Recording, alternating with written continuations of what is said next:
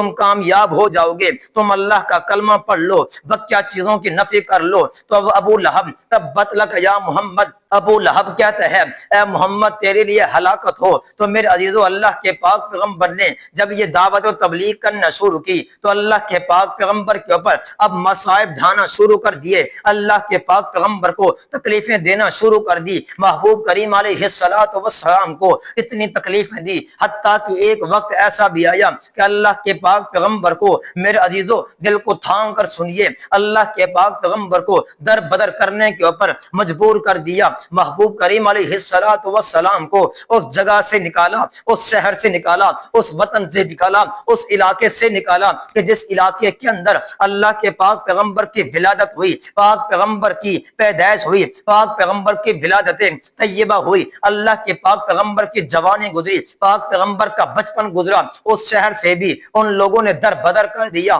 محبوب کریم کو ہجرت کے اوپر مجبور کر دیا۔ یہ ساری کی ساری چیزیں وہ ہیں اللہ نے توحید کے لیے برداشت کی ہیں، اللہ کے پاک پیغمبر نے میرے عزیزو اس دین اسلام کے لیے، اللہ کے احکام کے لیے، قرآن اور حدیث کی اشاعت کے لیے ان ساری چیزوں کو برداشت کی ہیں۔ اور آج بھی اگر 1400 سال کے بعد، 1500 سال کے بعد آج کا کوئی مومن، آج کا کوئی فرما بردار، اللہ اور اس کے رسول کے احکام کے مطابق زندگی کو بسر کرنے والا اگر ان چیزوں کو برداشت کرتا ہے تو آپ یہ سمجھ لیں کہ یہ سنت رسول کو زندہ کر رہا ہے، سنت پیغمبر کو زندہ کر رہا ہے۔ کیونکہ میرے عزیزو ہر دور کے اندر جن لوگوں نے اللہ کے پاک پیغمبر کی سنت کے اوپر عمل پیرا ہو کر اپنی زندگی کو بسر کی ہے تو ان کو ان تکلیفوں کا سامنا کرنا پڑا۔